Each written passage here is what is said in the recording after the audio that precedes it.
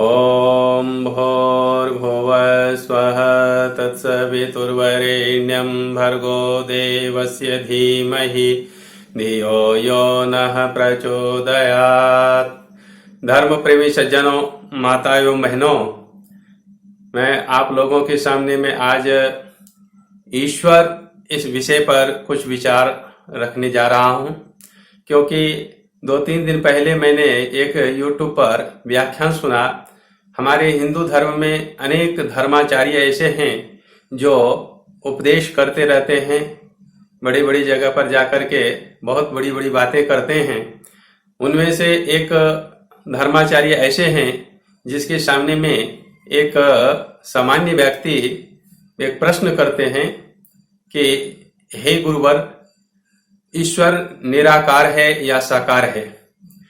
तो वो पूछते हैं कि आप क्या मानते हो?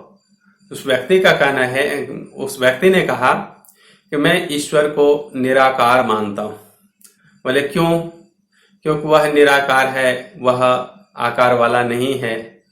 इस प्रश्न का जवाब गुरुजी ने जो दिया, वो धर्माचार्य ने जो दिया, वो ये दिया कि ईश्वर अपनी इच्छा से इस सृष्टि को रचता है, पालन पोषण करता है, संहार करता है। तो जो भक्त अपनी इच्छा, तीव्र इच्छा लेकर के उसका दर्शन करना चाहे, तो परमपिता परमात्मा जो ईश्वर है वह दर्शन क्यों नहीं दे सकता है? क्योंकि जब अपनी इच्छा से सृष्टि को बनाता है, तो उनकी इच्छा अगर हो कि मैं दर्शन दूं, मैं भक्तों को दर्शन दूं, तो वो देता है। जैसे उन्होंने उदाहरण दिया कि भगवान रामचंद्र जी हैं, भगवान श्री कृष्ण हैं, वह अवतार लेकर के इन्होंने अपनी इच्छा से ईश्वर अवतार लेकर के भक्तों को दर्शन देते हैं, दिया। तो इस तरह से भगवान श्री कृष्ण और भगवान राम का उदाहरण दिया और कहा इस पृथ्वी पर ईश्वर अवतरित होते हैं। तो आइए उस ईश्वर, वह ईश्वर साकार है, अवतार लेता है या नहीं लेता है, इस विषय में शास्त्र आदि का क्या प्रमाण है, थोड़े से मैं आप लोगों के सामने में विचार रखने का प्रयत्न करता हूं।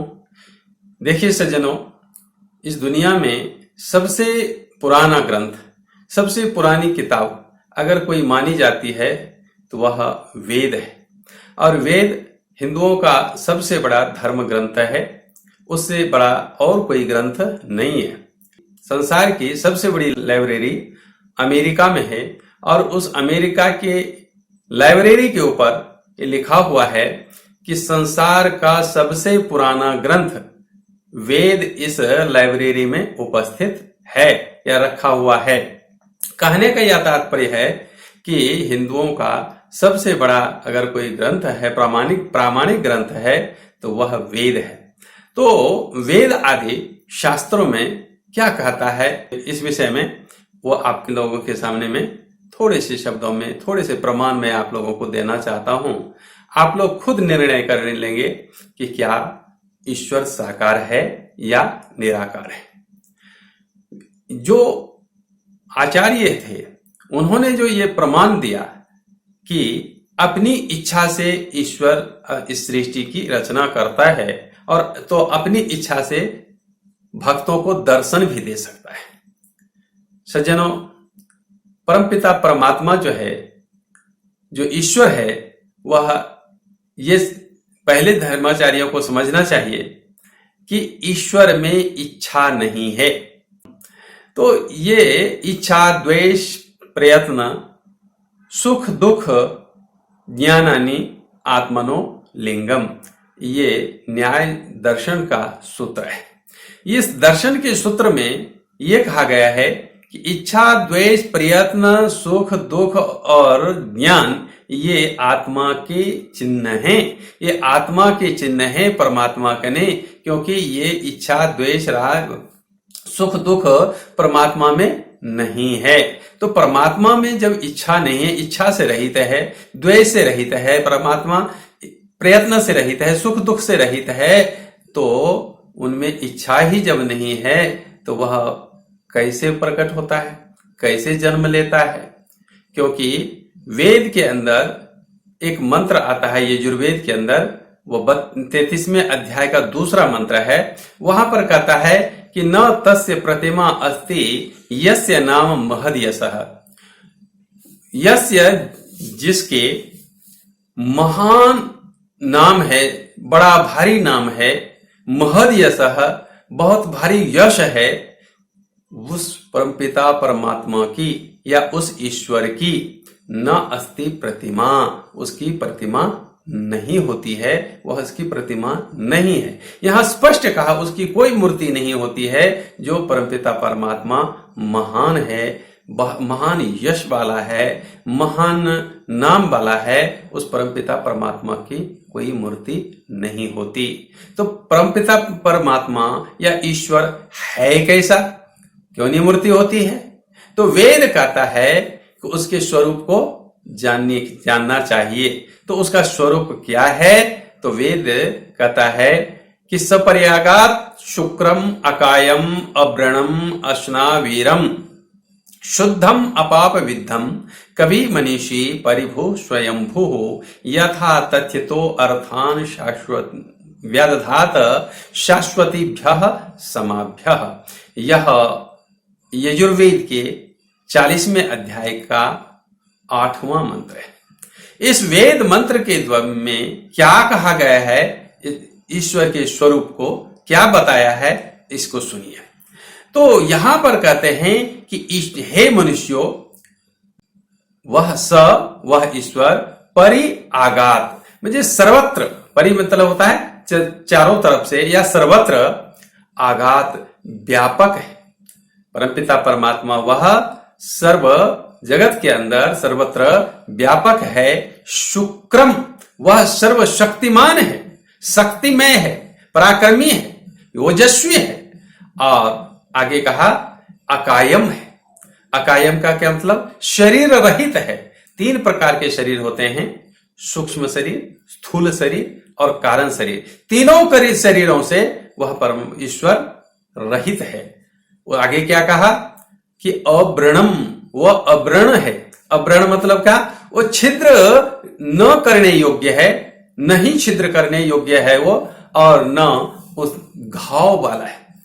छिद्र वर्ण का अर्थ घाव भी होता है, घाव आदि से रहित है या छिद्र नहीं करने योग्य है। और आगे कहा कि अस्नाविरम, वह परम ईश्वर अस्नाविर है, अर्थात नस नारी के बंधनों से मुक्त है, वह नस नारी वाला नहीं है। आगे कहा शुद्धम, वह शुद्ध है, पवित्र है, अपाप विद्धम है, अर्थात पाप से रहित है, पाप आदि से रहित है, उसमें पाप आदि नहीं है। कवि ही क्रांतदर्शी है, कवि है, क्रांतदर्शी है। आगे कहा मनीषी, वह विद्वान है, सभी के चेतनाओं को, सभी के मन को प्रेरणा देने वाला है, सभी के चित्त वृत्तियों को जानने वाला है।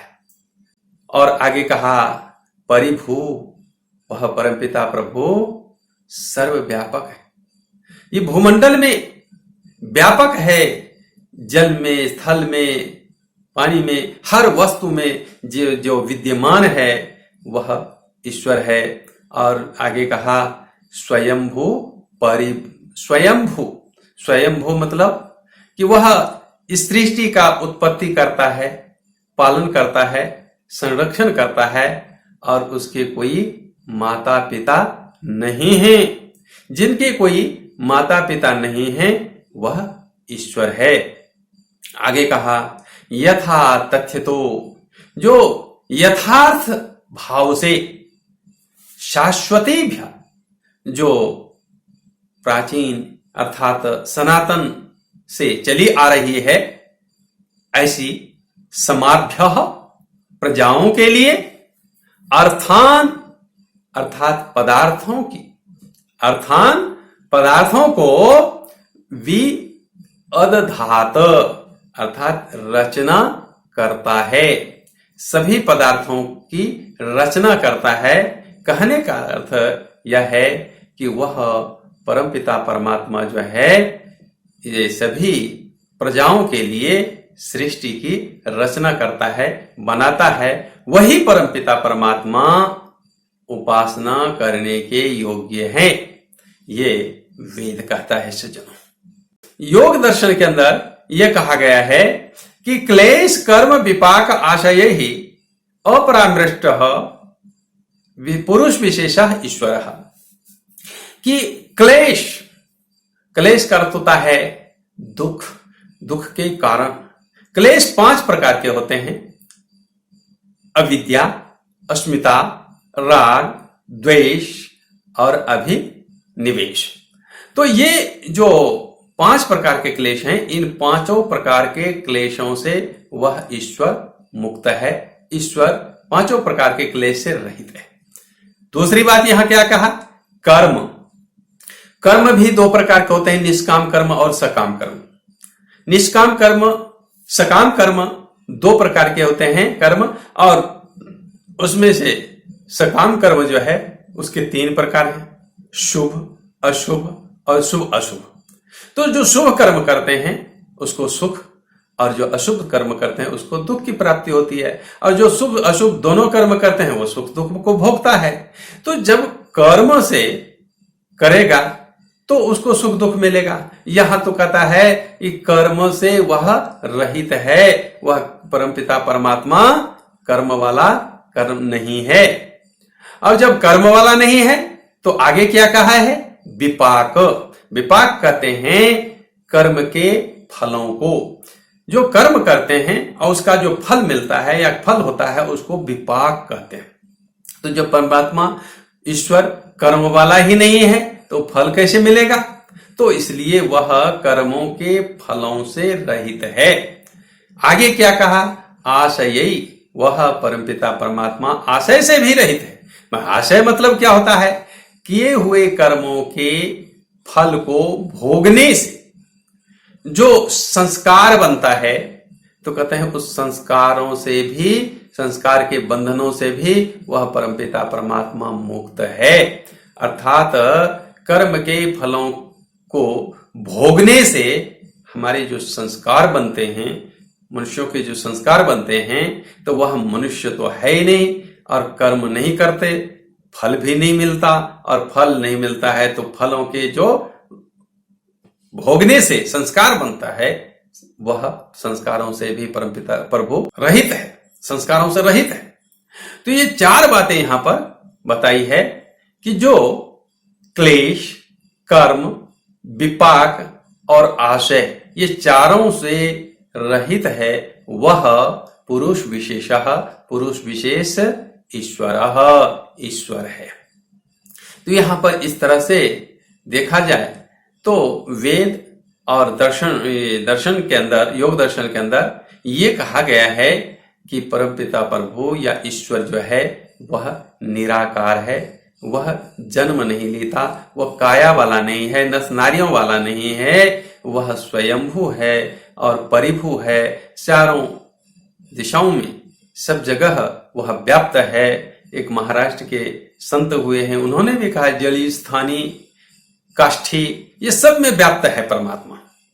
आइए गीता का भी एक प्रमाण मैं आप लोगों के सामने रखना चाहता हूं कि गीता में भगवान श्री कृष्ण भी कहा है कि न हम प्रकाशः सर्वस्य योग माया समावृतः मूढ़ो अयम न अभिजानाति लोको माम अजम अव्यक्तम। यहां पर भगवान श्री कृष्ण कहते हैं कि हे अर्जुन, मूढ़ो, वह मूर्ख है जो मुझे अजन्मा नहीं समझता है। अजम अव्यक्तम, यहां पर कहा अपने ईश्वर का प्रतिनिधित्व करते हुए कृष्ण कहता है कि अजम, माम अजम, जो मुझे अजन्मा नहीं जानता है, मुझे सर्वव्यापक नहीं जानता। अजन्मा मतलब जन्म लेने वाला नहीं, जो जन्म लेने वाला मुझे नहीं समझता, और जो व्याप्त मुझे नहीं समझता है, व्यापक सर्वव्यापक नहीं समझता है, वह मूर्ख है। और एक बात आप लोगों के सामने में रखना चाहता हूं कि वह परमपिता परमात्मा तो जन्म लेने वाला नहीं है, अर्थात अवतारवाद इससे खंडित हो जाता है। मैं एक और आप लोगों के सामने में उदाहरण रखना चाहता हूं कि जब हम दो व्यक्ति बात कर रहे होते हैं, सामने सामने होते हैं, एक दूसरे को देखते होते हैं, लेकिन फिर भी एक दूसरे को देख नहीं पाते हैं, क्योंकि जो दिखता है वह शरीर होता है, जो बोलने वाला है वो तो दिख नहीं रहा है। तो आत्मा जब हम दोनों सामने रह करके एक दूसरे से बात करते हैं, तब भी जब आत्मा को हम इन इंद्रियों से नहीं देख पाते हैं, तो वह परमपिता परमात्मा को हम कैसे देख पाएंगे? क्योंकि भगवान श्री कृष्ण अर्जुन को उपदेश करते हुए कहते हैं कि ईश्वरः सर्वभूतानां हृदये तिष्ठति अर्जुन। हे अर्जुन, ईश्वर सबके आत्मा में निवास करता है, ईश्वर सबके आत्मा में रहता है। जब परमात्मा सबके हृदय में रहता है, सबके आत्मा में रहता है, और जब सबकी आत्मा जब एक दूसरे के सामने खड़े होकर के बोलते हैं, बातचीत करते हैं, और फिर भी देख नहीं पाते, जो दिखता है वो शरीर होता है और जो बोलता है वो आत्मा होता है, इस शरीर के माध्यम से बोलता है।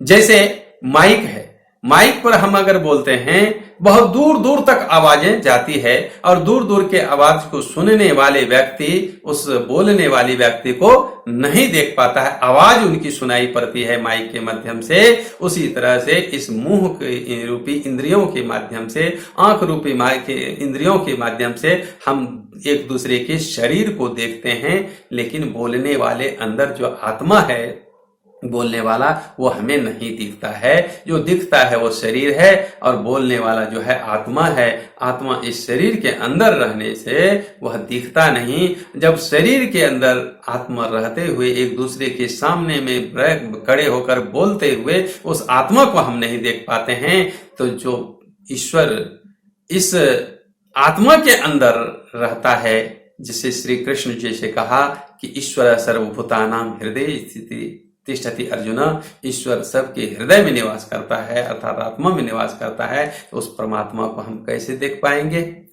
तो सज्जनों, आज मैंने आप लोगों के सामने में वेद, दर्शन और गीता, ये तीनों का मैंने प्रमाण आप लोगों के सामने में रखा है कि ईश्वर कैसा है, ईश्वर साकार है या निराकार है। आप खुद ये सोच सकते हैं, खुद ये समझ सकते हैं इन उदाहरणों के से कि ईश्वर कैसा है। मैं आप लोगों के सामने में ईश्वर साकार है या निराकार है, इस विषय को मैं आप लोगों के सामने में रखने का प्रयत्न किया हूं। सज्जनों, इसी रूप में जान करके, ईश्वर को निराकार रूप में जान करके, हमारे हृदय के अंदर रहता है, आत्मा में रहता है, ऐसा समझ करके उसकी भक्ति करना, उपासना करना सभी मनुष्यों का कर्तव्य है। ऐसा वेद, शास्त्र और गीता उपदेश करती है। इसे ही हमें समझना चाहिए और अपने आप समझ करके, उसको समझ करके उसकी भक्ति करनी चाहिए, उपासना करनी चाहिए। इन्हीं शब्दों के साथ मैं अपने वक्तव्य को विराम देता हूं। आगे फिर ईश्वर और भगवान किसे कहते हैं, इस विषय को मैं आप लोगों के सामने में रखने का प्रयत्न करता हूं। मैंने आज ईश्वर के विषय में रखा है। अगले व्याख्यान में मैं भगवान किसे कहते हैं इस विषय पर व्याख्यान दूंगा, क्योंकि जो भगवान होते हैं वह ईश्वर नहीं होते, जो ईश्वर है वह भगवान नहीं है। अब कैसे नहीं है, अगले व्याख्यान में आपके सामने में रखने का प्रयत्न करता हूं। इन्हीं शब्दों के साथ फिर से एक बार सबके हृदय में निवास करने वाले परमात्मा को प्रणाम करता हूं। ओम सम।